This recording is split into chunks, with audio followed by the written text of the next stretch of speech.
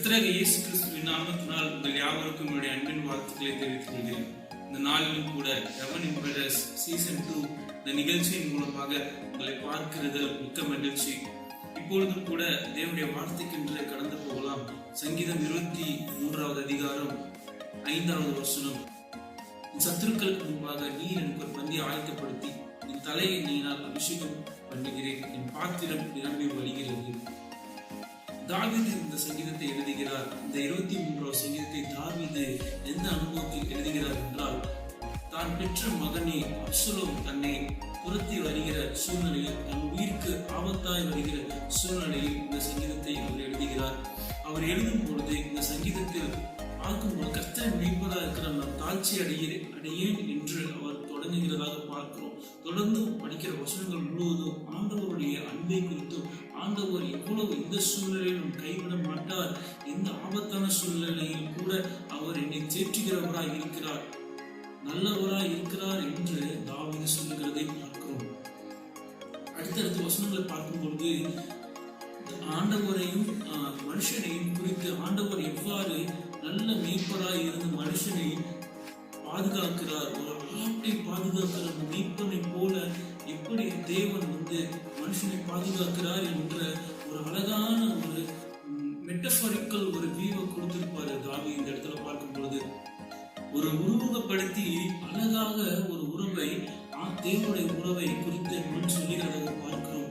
தாவீது சொல்லும் பொழுது, இந்த வசனத்தில் சொல்லும் பொழுது, சத்துருக்களுக்கு முன்பாக எனக்கு ஒரு பந்தியை ஆயத்தப்படுத்தி என் தலையில் எண்ணெயினால் அபிஷேகம் பண்ணுகிறேன். இதை பொதுவாக எப்படி எல்லாரும் சொல்லுவார்கள் என்றால், தன்னுடைய சத்துருக்களுக்கு முன்பாக தன்னை எதிர்த்த சத்துருக்களுக்கு முன்பாக அவர் நியாயத்திற்கிற தேவனாய் இருக்கிறார் என்று பொதுவாக சொல்லுவார்கள். ஆனால் இந்த வசனத்திற்கு ஒரு அழகான விளக்கம் என்னவென்றால், தாவீது எப்படியாக இதை எழுதியிருக்கிறார் என்றால், அந்த காலத்தில் மேய்ப்பர்கள் நல்லா இருக்கிற ஆடோட கூட ஆடுகளை மேய்க்க போகும் பொழுது நல்லா திடகாத்திரமாய் ஆரோக்கியமாய் இருக்கிற ஆடுகளோடு கூட வீக்கா இருக்கிற நோய்வாய்ப்பட்டிருக்கிற ஆடை அவர்கள் கொண்டு போக மாட்டார்கள். அவர்கள் அதோடு கூட இந்த வீக்கா இருக்கிற ஆடை என்ன பண்ண மாட்டார்கள் என்றால் மேய்க்க மாட்டார்கள். அதுக்கு பதிலாக என்ன பண்ணுவார்கள் என்றால், ஒரு டேபிள, ஒரு மேஜையை அவர்கள் ப்ரிப்பேர் பண்ணுவார்கள். இந்த வசனத்தை இங்கிலீஷ்ல படிக்கும் பொழுது, you prepare a table for me, you prepare a table for me before my enemies என்று பார்க்கப்படுகிறது. அதாவது எனிமீஸ் என்று பார்க்கும்போது டைரக்டாக சத்துருக்கள் என்று பார்க்கும் பொழுது டைரக்டாக ஒரு எதிராளியையோ குறிப்பிடப்படவில்லை. அந்த இடத்துல சொல்லும் பொழுது நல்லா இருக்கிற ஆடுகள் திடகாத்திரமா இருக்கிற ஆடுகள் வீக்கா இருக்கிற ஆட்டுக்கிட்ட போய் என்ன பண்ணோம்னா விளையாட போகும் பொழுது அது முட்டி அதை விளையாடும் பொழுது அதுக்கு ஏதாவது ஆய்விடும், இன்னும் ஏதோ ஒரு கிரிட்டிக்கலா போயிடும் என்று சொல்லி அந்த ஆட்டை தனிமைப்படுத்தி மீட்பன் பாதுகாப்பார். அந்த டேபிள்ல கோலை தடியை எடுத்து வைப்பார். அதுதான் முந்தின வசனத்தில் முடிவில் பார்க்கிறோம். கோலும் தடிமனை தேற்றுகிறது என்று நாம் வாசிக்கிறோம். கோலும் தடிமனை தேற்றும் இந்த வாசித்து அதன் தொடர்ச்சியாக இந்த வசனத்தை வாசிக்கிறோம். சத்துருக்களுக்கு முன்பாக எனக்கு ஒரு பந்தை ஆயத்தப்படுத்துகிறார், தலையை எண்ணெயினால் அபிஷேகம் பண்ணுகிறார் என்றால் அது அனாயிட்டிங் நம்ம எடுத்துக்கிறோம் ஸ்பிரிச்சுவலா. ஆனால் பார்க்கும் பொழுது அந்த காயப்பட்ட இடத்துல, என் தலையிலே எந்தெந்த இடத்துலலாம் வீக்கா இருக்கிறோம் அந்த இடத்துல ஆண்டவர் என்ன பண்ணுகிறார், எனக்கு எண்ணெயை வைத்து எனக்கு அந்த இடத்துல சுகம் உண்டாக முடியாத எண்ணெய் பூசுகிறார். எண்ணெய் பூசி அந்த இடத்துல ஒரு டெலிவரன்ஸை, ஒரு ஹீலிங்கை கொண்டு வரார் என்று அந்த இடத்துல பார்க்கிறோம். மேற்கொண்டு அப்படியாக செய்கிறவனாக தான் இருக்கிறான் என்று தாவீது இந்த இடத்துல சொல்லுகிறார்.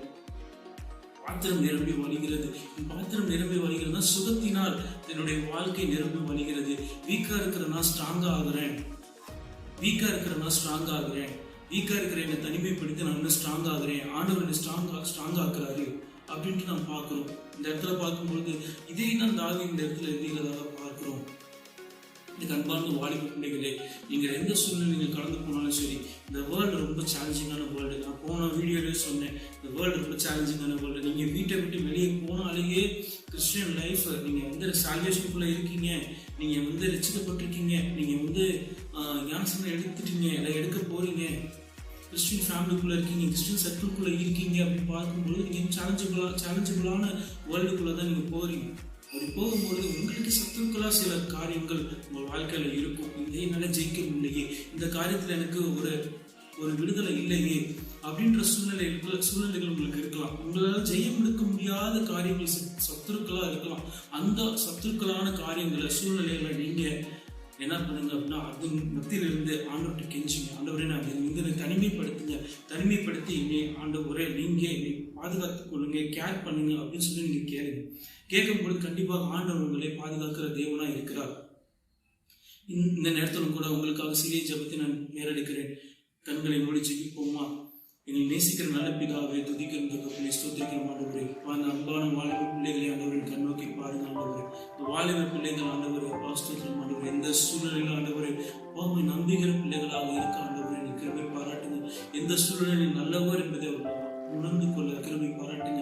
இப்பொழுது கூட ஆண்டவரே, நாங்கள் தியானித்த வசனத்தின்படி ஆண்டவரே, அவர்கள் எந்த சூழ்நிலை அவர்களுக்கு சத்துருக்களாக நிற்கிறதோ, எந்த சூழ்நிலை அவர்களுக்கு எதிராக நிற்கிறதோ, அதாவது தன்னுடைய மாம்சமோ இல்ல பாவ வாழ்க்கையோ, அப்பா ஸ்தோத்திரம் ஆண்டவரே, உலகத்தின் ஆண்டவரே சிற்றின்பம் மோக பிரியங்களோ எதுவாக இருந்தாலும் சரி தகப்பனே, அதிலிருந்து அவர்களுக்கு நல்ல விடுதலை கொடுங்க ஆண்டவரே.